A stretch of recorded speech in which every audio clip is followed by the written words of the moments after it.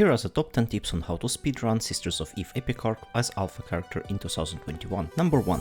You want your ship to warp as fast as possible. Sisters of Eve Arc has 51 missions, of which more than half are simple cargo hauling or flying to another agent missions. This means a lot of time spent warping from one Stargate to another. If you are an Omega clone and you have skills to fly Covertops frigates, you should consider the Pacifier. Fully rigged for warp speed and with expensive ascendancy implant set, it achieves incredible 28 astronomical units per second of warp. If you however don't see yourself buying expensive ships and feats, you will do very good with some assault frigate and Tech 1 warp speed rigs. As for the alpha clones, I consider Thrasher to be one of the best options for speedrunning this arc. With Tech 1 warp speed rigs, Thrasher achieves 7 astronomical units per second of warp speed.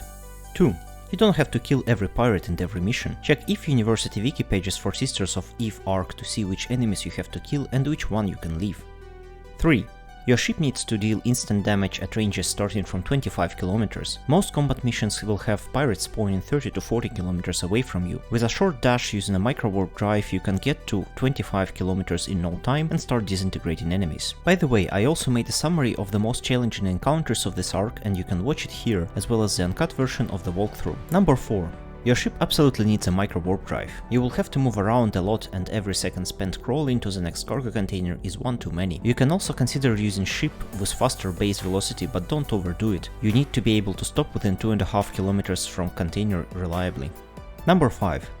Fit for maximum damage. The faster you kill enemies, the less of them there is to kill you. Completely untanked Thrasher was effortlessly tanking the enemies as they were evaporated. Most of the enemies will die way before they reach their optimal range. If however they start to get close, activate your Microwarpdrive and use keep at distance command to automatically control the distance. My Thrasher Fit ended up with about 190 DPS. You don't have to factor in the reload time in DPS calculation, the number that is shown in the brackets, as enemies will die way before you have to reload. If you don't get to 160 DPS however with your skills, you might struggle with the last combat encounter where you need to kill Dagon, who flies battlecruiser. In such case you might want to consider another ship, training some gunnery skills, using faction version of ammunition, skill hardwirings that increase damage or rate of fire.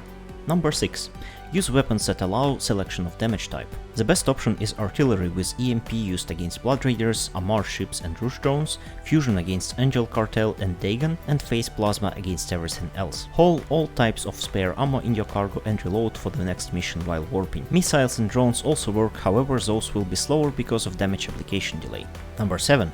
Be prepared. Have enough spare ammo of all damage types to complete the whole arc. Also have spare modules for passive tankings with passive resist to make sure that you can complete every mission if you make some mistakes. If you do and you start getting too much damage in the full DPS ship, warp out, dock to some station, repair and refit for tank, then return and complete the mission. You can keep rewarping and repairing if you still fail to kill enemies fast enough. I will leave a list of things you would need to buy for the Thrasher Fit I used in the description. Number 8. Split your guns. When you have as much DPS as you should with full DPS, you don't want to waste your damage overkilling smaller ships. I used a split of guns into 3 groups with 3, 2 and 2 guns each with Thrasher for great flexibility. This allowed me to fit them on F1 to F3 case and Microwarpdrive on F4 to easily command the guns. Number 9. Think of target priorities. Usually you want to start killing ships from the closest to you, but you might need to prioritize a few key ships. Kill the mission triggers first, of course. Once you do, and the mission is tagged as complete, you can warp out. Second, you need to prioritize enemies that use Warp Disruptor or Stasis Webifire on you. Warp Disruptor will prevent your escape if things go south, and Webifire will make it much difficult for you to escape the enemies. Number 10. When fighting larger ships, don't try to outrange them unless you can deal damage from at least 40 km away. Instead, even with long-range guns, approach the larger ship and orbit it at 500 to 1000 meters with Microwarpdrive off. This will prevent the ship from hitting you while you will be able to deal all your damage against a larger size target. If you like these tips, consider pressing that like button to help spread this information. You can also watch the summary of hardest encounters in this arc here. Fly safe!